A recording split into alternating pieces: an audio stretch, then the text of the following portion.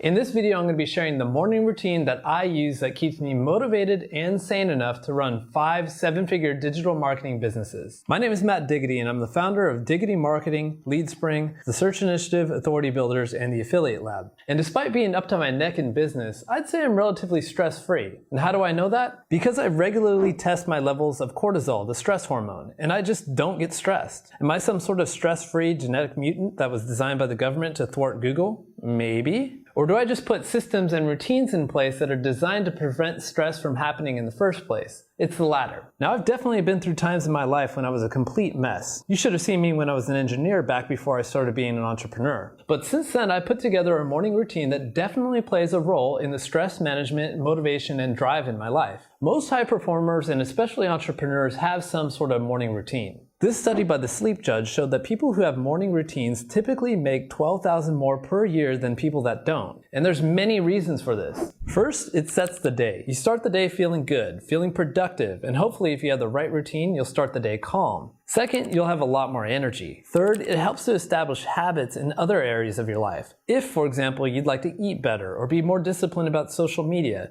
then it's going to be a lot easier for you if you're used to kicking butt every morning for the last year. So let's get started going over my morning routine, which you can hopefully apply to your own. But before I do that, can you please apply your finger to the like button? 9 out of 10 researchers agree that pressing the like button is one of the biggest things to add to the morning routine of a YouTube video. It's like brushing this YouTube video's teeth, except it's a lot faster and costs nothing. Thanks. So let's get started. Now, one of the first things you need to know is I never wake up using an alarm. I wake up between 5 and 6 a.m. every day, and that's freestyle, with no alarm at all. Now, there's a couple reasons why I do this. First, you want to be really sensitive about what levels of stress you have when you wake up. As you get out of bed, your cortisol levels are already as high as they're going to be during the day, so waking up to an annoying alarm really doesn't help here. Next, your body sleeps in 90-minute cycles, which will rotate between deep, light, and REM sleep. I'm sure you've experienced this before when you took a super long nap, and when you wake up in the wrong sleep stage, it makes you feel groggy AF. And that's why I hate alarms. And that's why I typically go to bed about 9 hours before I intend to wake up to give myself some wiggle room to wake up in the right part of my sleep cycle. And that ends up being about 9 p.m. every night. Okay, great, so I've woken up, it's time to make the bed. Yep, just like a good kid at summer camp, I make my bed every day. Now, I know this is a super simple thing, but I like to start off my day already accomplishing something within the first minute. One of my favorite sayings is, how you do anything is how you do everything. And that certainly applies here. And the first thing I do, and some of you might think this is weird, is I scrape my tongue.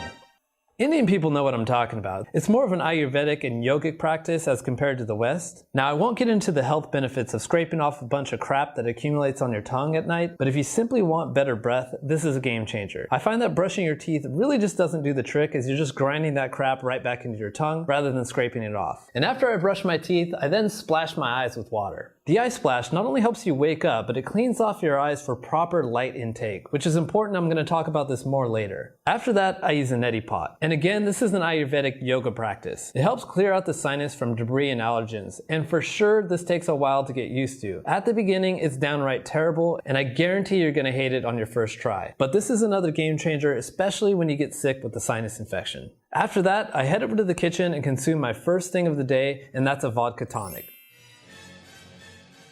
Just kidding, it's about a half liter of warm water with a squeeze of lemon and a pinch of salt water. Now, obviously, I'm not a doctor and I'm definitely not giving medical advice here, but I've worked with a lot of doctors, naturopaths, and gut health specialists, and they've all recommended the same concoction. It helps prime the digestive tract. And I also take my probiotic stack at this time because some, not all probiotics are best on an empty stomach. Next, it's time to head over to the yoga and meditation room, and this is where my morning work really begins. Now, first things first, I start to write into a gratitude journal. There's been countless studies that list gratitude as a key component in the equation of happiness. And creating a gratitude journal practice really cements gratitude into your life. The journal I recommend is called the 5-Minute Journal. I found it in 2017 and actually wrote about it in this post on my favorite purchases of that year. I've left a link to the article in the description. And since finding this journal in 2017, I've used it every single day since then. That probably speaks to the value that I get out of it. Now, after my gratitude journal, it's time for a 20-minute yoga session. Now, I'm definitely not as hardcore as this guy, or nor do I follow a routine. I just do whatever it feels like that my body needs at the time. If today is back day at the gym, I'll stretch my back. If my neck hurts, I'll stretch my neck. And as if I couldn't come off as any more bro science, I then move on to a breathing exercise. Now, whether you're into Wim Hof or Tony Robbins, there's plenty of people that tout the benefits of purposeful breathing. Tony calls his morning routine's breathing technique priming. The breathing exercise I do is called Uddiyana Bandha, and as you guessed it, it's a yoga technique. It stimulates the gut, expels stale air from the lungs, replaces it with fresh air, and if you're into chakras and sublimation, yeah, we'll just leave that for another video. After that, I move on to a 20-minute meditation. Meditation helps me create a little bit of space between the world around me and the reactions I have to that world. Let's say, for example, someone cuts you off on the road. You can either freak out and let it ruin your day, or you can ignore it and move on with your life. Meditation helps to create a little bit of a gap for you to be able to decide how you're going to react rather than just react. I also find that meditation is great for focus. I mean, if you can focus on just your breath for 20 minutes straight, then of course you're going to be more efficient at your work or more attentive when communicating with friends. There's many more research benefits, and I'll leave that to you to look up on your own. Now, as far as apps go, the best one, in my opinion, is Waking Up by Sam Harris. I just like his practical approach, and he's probably a genius as well. But most of the time, I just don't use apps. I just find that I can go deeper without them. But don't get me wrong, apps definitely have their place and are especially great for getting beginners into the meditation game. After that, it's time for a short 10-minute walk outdoors. And that's not just for exercise and fresh air, but it's to help with sleeping. Andrew Huberman is a professor of neurobiology and ophthalmology at Stanford and is hands down my favorite resource when it comes to biohacking,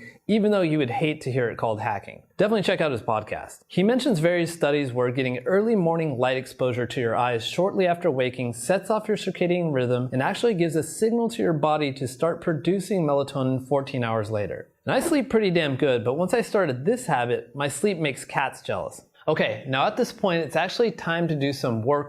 And to get to this point in time, it typically takes about 60 minutes. And I know that this is the hardest thing for entrepreneurs to deal with when setting up a morning routine. But I can assure you, you'll make up for that 60 minutes in both happiness and effectiveness. Now, I have a couple of workstations in my home office. The first is this sitting desk that you see right here. But during my morning routine, I prefer to use a standing desk. No particular reason, to be honest. I guess I just like to start off the day with good posture habits. I turn on a Philips Go Light Blue. Again, just hammering home that old lighten the retinas morning hack. I then fire up the laptop and it's time to do some work. Now, on any given day, you probably have anywhere between 2 to 12 big decisions you need to make. Some of them stressful, some of them not. So I recommend the following technique to ease into your work. It's called the ramp technique. You'll start with tasks that are simple to manage and get yourself some more easy wins, and then ease into the more complicated stuff. Start by opening up your personal email inbox. The most difficult thing I'll ever have to address in my personal inbox is some repair that needs to be authorized for one of my rental properties. But most of the time, I'm just looking at funny cat memes my aunt insists on sending me. After that, I'm going to open up my inbox and start to address the unread emails in chronological order, starting with the oldest ones that I haven't read yet. Now, why am I answering my email right away? Well, unless you work by yourself, you likely have dependents and direct reports. Your company is going to be more productive if you answer the questions of the people that are depending on you to proceed forward on their tasks. So hopefully, by answering a few emails, you'll get more man hours out of your team than simply starting work by yourself. But don't a lot of people say that you're supposed to be working on your most important project first thing of the day? I think I've read that in a business book before too, and I agree with it. It just happens to be that my most important project is management of my team. Okay, email's done. It's time to go hit the gym and conclude my morning routine. I hope you enjoyed this video. Make sure to subscribe for more videos just like these.